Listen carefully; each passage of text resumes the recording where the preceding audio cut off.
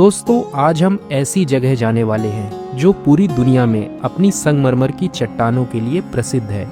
उस जगह का नाम है दोस्तों भेड़ा घाट, जो कि मध्य प्रदेश के जबलपुर में स्थित है। आज हम भेड़ा घाट घूमेंगे, 64 योगिनी मंदिर के दर्शन करेंगे। उसके बाद पंचवटी नौका विहार में नर्मदा मैया में हम नौका विहार करेंगे, संगमरमर की चट्टानों को देखेंगे। तो दोस्तों इस वक्त हम जबलपुर में हैं, जो मध्य प्रदेश की संस्कार राजधानी है। यहाँ से भेड़ा घाट जाने के लिए आप कार ले सकते हैं, टैक्सी ले सकते हैं, बस ले सकते हैं। 20-25 किलोमीटर की दूरी पर ही भेड़ा घाट यहाँ से स्थित है और हम जो है कार से आगे बढ़ रहे हैं। भेड़ा घाट का शुरुआती दृश्य जो है वो नज़र आने लगा है।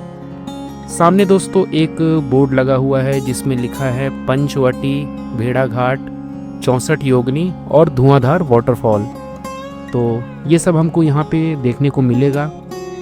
लेफ़्ट साइड दोस्तों नर्मदा मैया बह रही हैं, जहाँ पर रोपवे वगैरह चल रहे हैं, आप देखिए। और यहाँ पर पहले हम गाड़ी पार्क करेंगे, इसके बाद भेड़ा घाट को देखने जाएंगे।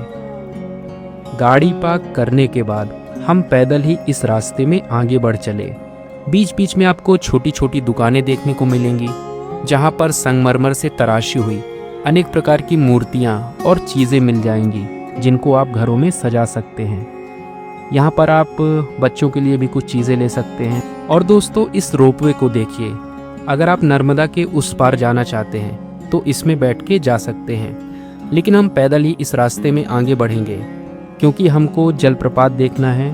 भेड़ा घाट के पास जाएंगे, नर्मदा को आप देख सकते हैं यहीं से दिख रही हैं। और बहुत सारे लोग जो है नदी में नहा रहे हैं, खुश नज़र आ रहे हैं। यहाँ पर दोस्तों अनेक प्रकार की चीज़ें भी मिलती हैं जिनको आप ले सकते हैं, लेकिन अगर भूख लगी है तो आपको कुछ फल वगैरह भी मिल जाएंगे। हम नर्मदा के घाट में पहुँच चुके हैं। हमारे साथ है दोस्तों हमारे भैया, उनका ये छोटा मोटा गोलू, मैं भी हूँ। और बहुत अच्छा लग रहा है कि मुझे यहाँ आने का मौका मिला। बहती हुई नर्मदा को देखने का जो आनंद है वो अपने आप में बड़ा ही सुखद होता है। बहुत सारे लोग जो है घाट में बैठकर नहा रहे हैं, लेकिन पानी इतना तेज़ है कि जब भी आप यहाँ आएँ, पानी अगर तेज़ हो तो ना ही नहाए तो ज़्यादा अच्छा है, क्योंकि बहने का चांस ज़्यादा होता है।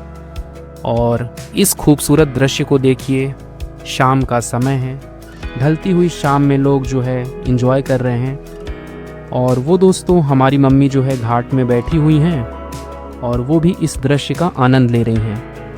लगता है हाथ में जल लेकर के वो शिवलिंग के पास जाएंगी। जी मैं बिल्कुल सही हूँ, हाँ, शिवलिंग के पास ही वो जा रही हैं और शिव को उन्होंने जल अर्पित किया है। और ये देखिए दोस्तों भेड़ा घाट में जो धुआंधार वाटरफॉल है कितना खूबसूरत है। क्या तो ये नज़ारा है। भेड़ा घाट को देखने के लिए पूरी दुनिया से लोग यहाँ आते हैं। ये है ही इतना सुंदर। नर्मदा का पानी जब चट्टानों में नीचे गिरता है तो दूध की धारा की तरह बहता है और बहुत सारी बौछार उठती है, धुआं उठता है। ये दोस्तों भैया भाभी हमारी मम्मी हैं। और पीछे जो है वाटरफॉल आप देखिए, तो पानी जब नीचे गिरता है तो बहुत सारी बौछार उठती है, धुआं उठता है। यही कारण है कि इसे धुआंधार जलप्रपात कहा जाता है। सफ़ेद दूध की धारा की तरह पानी बह रहा है, नर्मदा जो है नीचे गिर रही है। और ये नज़ारा दोस्तों अद्भुत है, अकल्पनीय है, बड़ा ही सुंदर है, मनमोहक दृश्य है। ऐसा लग रहा है जैसे प्रकृति ने बड़ी मेहनत से इसको तराशा हो। नर्मदा का पानी संगमरमर की चट्टानों के बीच में गिर रहा है, दूध की धारा की तरह आगे बह रहा है। और यही पानी दोस्तों बंदर कूदनी से होता हुआ पंचवटी नौका विहार की तरफ आगे निकल जाता है। ये दोस्तों नर्मदा है जो अमरकंटक से निकलती है। अमरकंटक से निकलने के बाद जब ये जबलपुर पहुंचती है तो जबलपुर में जो है बरगी बांध बना हुआ है। बरगी बांध में बहुत सारे गेट हैं जहां से पानी छोड़ा जाता है और फिर उसके आगे जो है भेड़ा घाट पड़ता है। तो ये भेड़ा घाट का नज़ारा है। यहाँ पर आने का सबसे अच्छा जो मौसम है वो अक्टूबर से फरवरी का होता है। और ये यहाँ का सेल्फी पॉइंट है जहाँ से लोग फ़ोटो शूट करते हैं, वीडियो बनाते हैं। यहाँ दोस्तों अगर आप ज़्यादा देर खड़े रहेंगे तो यहाँ पानी की बौछार आती है और आप भीग भी सकते हैं। तो भेड़ा घाट का ये शानदार नज़ारा देखिए। भेड़ाघाट के इन सुंदर नज़ारों को देखने के बाद हम लोग दोस्तों चल पड़ते हैं 64 योगिनी मंदिर को देखने के लिए। जैसे ही आप इस रास्ते में धीरे धीरे आगे बढ़ेंगे तो कुछ ही दूरी पर दोस्तों 64 योगिनी मंदिर स्थित हैं। जैसे ही आप गेट में एंट्री लेते हैं तो बगल में आपको पत्थर की एक शिला दिखाई देगी, जहां पर कुछ मंदिर से जुड़ी हुई जानकारी लिखी हुई है, यहाँ का इतिहास लिखा हुआ है। दोस्तों चढ़ाई कठिन है क्योंकि सीढ़ियों से जो है ऊपर जाना पड़ता है और सीढ़ियों की संख्या दोस्तों 108 बताई गई है। फिर भी हम धीरे धीरे चढ़ रहे हैं, लेकिन दोस्तों सीढ़ियाँ इतनी ऊंची हैं कि कुछ लोगों को कठिनाई होती है। दोस्तों कठिनाई होना लाजमी है क्योंकि मंदिर जो है ऊपर स्थित है, लेकिन धीरे धीरे चढ़ते हुए हम इस मंदिर के प्रांगण में पहुंच जाते हैं। यहाँ पर बैठकर दोस्तों आप नर्मदा के सुंदर नज़ारों को देख सकते हैं। इसके ठीक सामने आपको नर्मदा नदी दिखाई देगी। भैया हमारे दोस्तों रुद्राक्ष को लेकर के आगे बढ़ रहे हैं, पीछे पीछे हम हैं। मंदिर का दोस्तों दरवाज़ा हमको नज़र आ गया है। ये दरवाज़ा दोस्तों पत्थरों से बना हुआ है। ये मंदिर बहुत ही पुराना है। इस दरवाजे से जब हम अंदर जाते हैं तो हमको 64 योगिनी मंदिर के दर्शन होते हैं। बहुत सारी मूर्तियां जो हैं गोलाकार वृत्ताकार आकृति में बैठी हुई हैं और इस गोलाकार मंदिर के ठीक बीच में एक बड़ा सा मंदिर है जहां पर भगवान शिव और माता पार्वती विराजमान हैं। तो आप देखिए दोस्तों ये 64 योगिनी है जहां पर 64 योगिनियां गोलाकार आकृति में बैठी हुई हैं। चारों तरफ गोलाकार आकृति में जो 64 योगिनियां बैठी हैं, उन्हीं के कारण इसको 64 योगिनी मंदिर कहा जाता है। इस मंदिर का दोस्तों निर्माण किसने करवाया ये तो हमको नहीं पता, लेकिन इतिहासकार ऐसा मानते हैं कि लगभग आज से 1000 साल पहले त्रिपुरी के जो कलचुरी शासक थे उन्होंने इसको बनवाया होगा, लेकिन किस राजा ने बनवाया उसका वर्णन नहीं मिलता। ये भारत का बहुत ही दुर्लभ मंदिर है जो कि खुले आकाश में स्थित है। भारत में आपने बहुत ही कम मंदिरों को ऐसे देखा होगा जो खुले आकाश में स्थित हों और गोलाकार आकृति में ऐसी मूर्तियां विराजमान हो। दोस्तों माना जाता है कि प्राचीन काल में ये मंदिर जो है तंत्र साधना का केंद्र था। बहुत सारे लोग इसको शाक्त परंपरा से भी जोड़ करके देखते हैं। यहाँ पर दोस्तों 64 योगिनियों की मूर्तियां विराजमान हैं। वर्तमान में बहुत सारी ऐसी मूर्तियां हैं जो खंडित हो चुकी हैं, टूटी हैं, बहुत सारी तो गायब हो चुकी हैं। इनको किसने तोड़ा ऐसा तो इतिहासकारों को नहीं पता, लेकिन शाम के समय सूरज की रोशनी में ये मंदिर बड़ा ही खूबसूरत नज़र आ रहा है। और 64 योगिनी मंदिर के दर्शन के बाद हम सीढ़ियों से नीचे उतरने लगे। जब मैं सीढ़ियों से उतर रहा था तो मेरे सामने था नर्मदा घाटी का सुंदर नज़ारा, जहाँ से नर्मदा बह रही थी। शाम का समय है, सूरज ढल रहा है, थोड़ा समय बचा हुआ है, तो हमने सोचा क्यों ना पंचवटी घूम लेते हैं। पंचवटी में आप नौका विहार कर सकते हैं। बोर्ड में देखिए दोस्तों नौका विहार का ये प्रवेश द्वार है, इसी से हमको अंदर जाना है।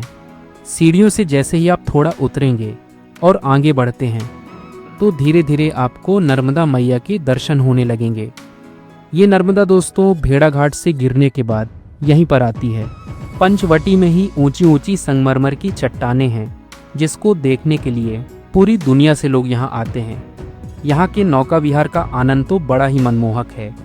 और नर्मदा के इस दृश्य को देखिए, शाम के समय कितना सुंदर घाट लग रहा है।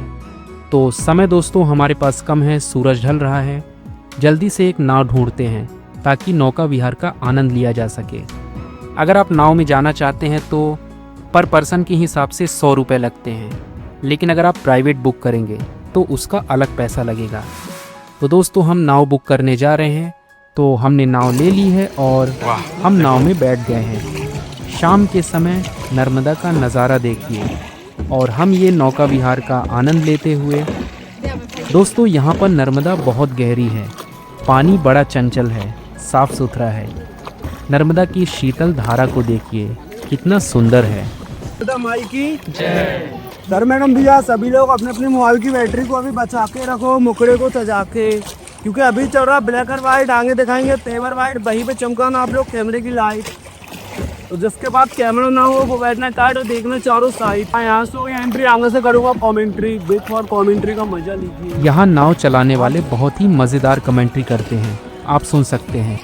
हाँ मार्बल है दीदी, जो मार्बल मारना, गोली चलाना नोट अलाउड, ओनली है यहाँ पे सुसाइड अलाउड, भी अपन रोड पर नहीं है।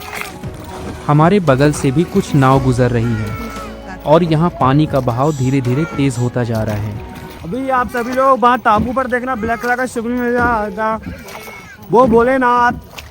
भोलेनाथ मानते हो तो जोड़ लीजिए हाथ, बोलिए शंकर भगवान की जय, नर्मदा माई की, बोट में बैठने वाले भैया और दीदी की जय। हाँ हाथ जोड़ो, पीछा छोड़ो। यहाँ नदी पानी को देखना क्लीन है, क्योंकि पानी है देखने में साफ, पीने में बिस्लरी का भी बात। तो ये जो नाव वाले कमेंट्री करते हैं, अपनी कमेंट्री से लोगों का दिल खुश कर देते हैं।